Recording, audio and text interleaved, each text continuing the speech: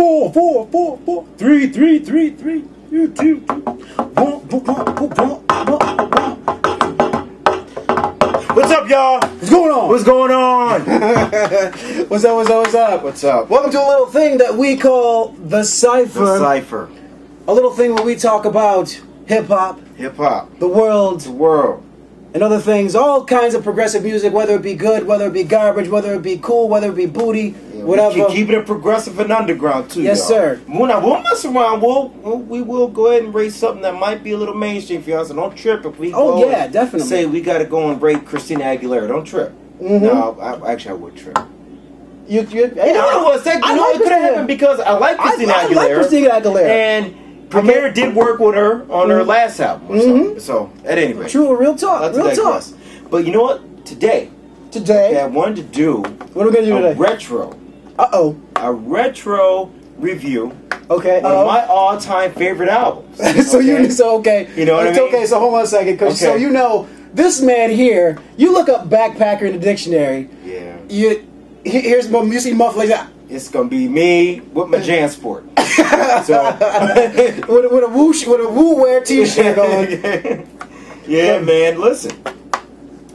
Name of the album: The Cold Vein by none other than Cannibal Ox. Cannibal Ox. And really, to me, the album the artist should be LP featuring Cannibal Ox or Cannibal Ox featuring LP, one or the other. Okay. The reason being is because this is no diss to Cannibal Ox. It's okay. I think Cannibal Ox is dope MC. Okay. Two really dope MCs. Right. Love Vastair and love Vordeaux. Love them, both of them. Weird names, but love them. Love them, man. Off the hook. In fact, Vastair really of the two, no diss to Vordeaux, but Vastair be saying that stuff, man. Vastair that sounds like an air conditioning company, doesn't it? Love Vastair. Vastair has done some things with Madlib. I love his metaphors. I just love the way he rhymes. But that said, man, the production on the album of The Cold Vein to me is absolutely classic. I mean, I know it's been kind of a certified classic in the underground for years. The album came out in the early 2000s, 2001, yeah. 2001. And I mean, my gosh, I mean, the production, I mean, this is where I went from really liking LP's production to loving it. Really? Yeah, man. Iron Galaxy was my thing. And what I did before the album came out, I want to say the Def Jux, various artists, I forget the name of the album, but there was like an EP that had some things with LP and Ill Bill, you know, and there was a couple things from Cannibal Ox on that EP. That's when I first heard about Cannibal Ox and bought the album as a result of that. Love the album, and what I like about the production style of LP, and I've mentioned this before in other reviews that we've done, we've talked about producers in general, right? But I love LP's quirky production style. I love it. There's no two ways about it. Yeah, it's nothing that, you know, I'm going to have my wife grooving to.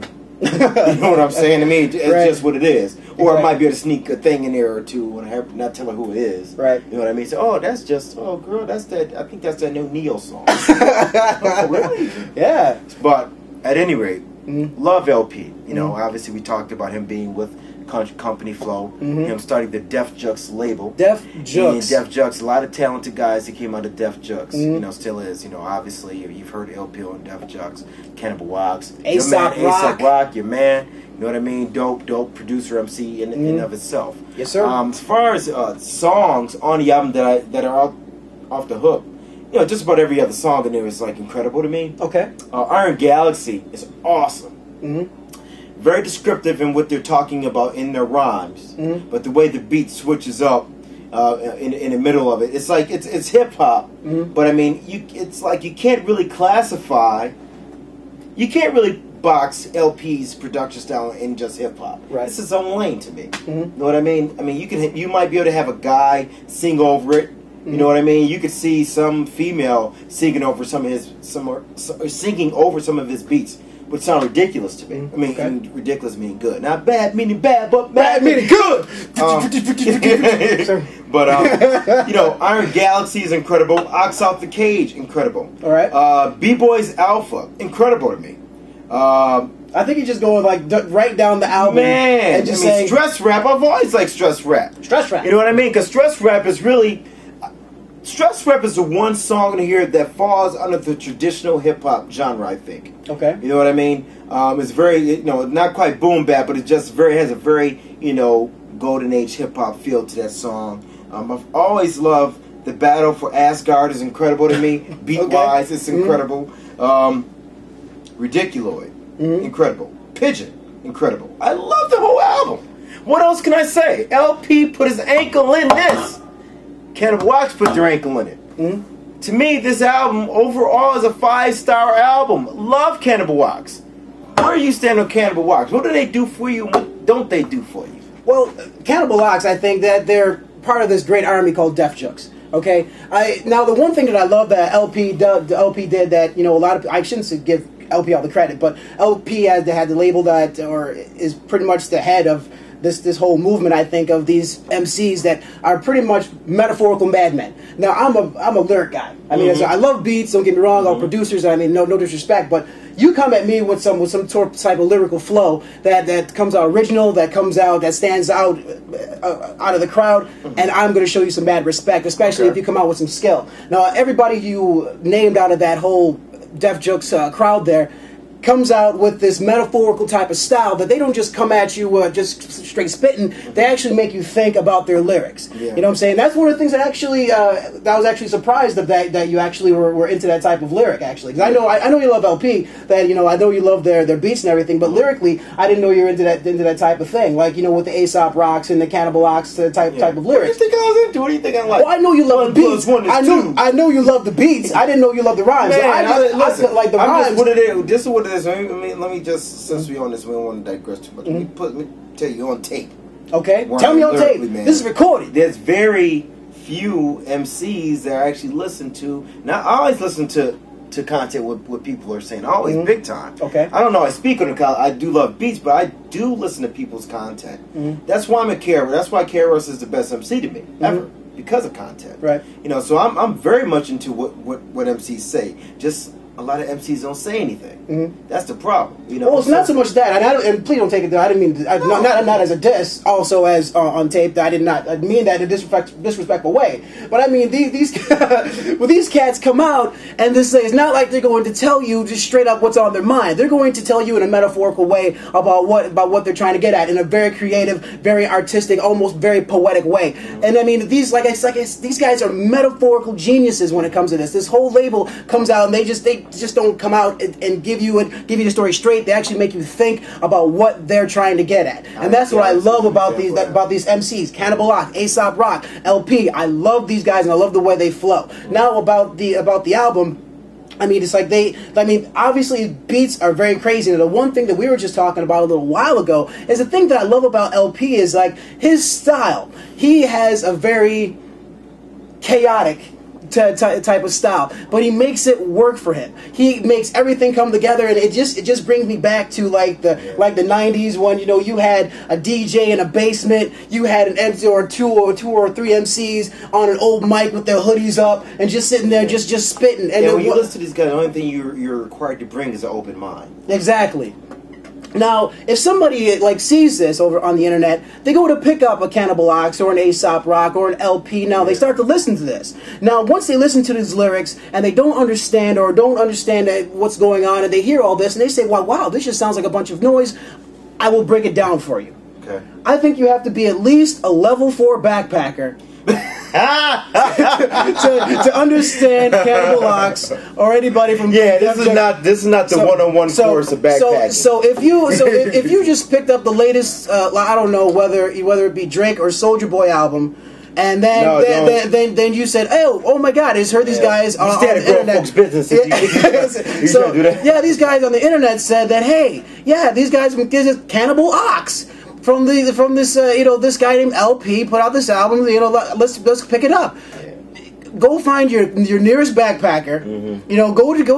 Go to your closest record store. I know they don't have them somewhere, but I'm sure somewhere downtown, somewhere in your art district, they still sell vinyl. Yeah. Find a dude with his hat backwards and has a backpack on or something like that, and ask him about Cannibal Ox. And he will break it down for you. He will translate for you. So don't feel bad.